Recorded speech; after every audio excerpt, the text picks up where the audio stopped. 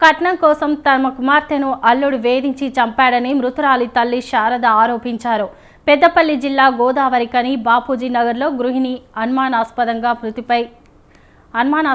మృతి చెందారు. లలితను కాకినాడ కుమార్ 3 నెలల క్రితం ప్రేమ పెళ్లి చేసుకున్నట్లు శారద తెలిపారు. కుమార్ మర్డర్ కేసులో అండర్ ట్రయల్గా జైలుకు వెళ్లి వచ్చాడని ఆమె చెప్పారు.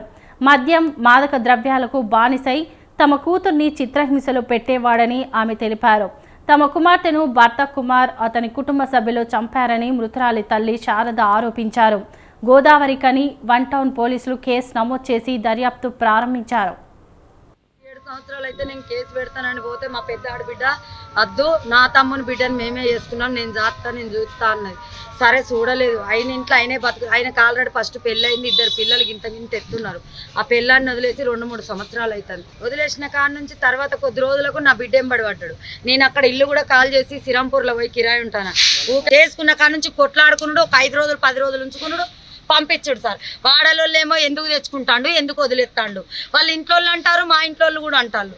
అవసరాన్ని వాడుకొని వదిలేస్తాడు నీ బిడ్డని. నేనేం చేయాలి సార్? ఎట్లా మాట్లాడాలి?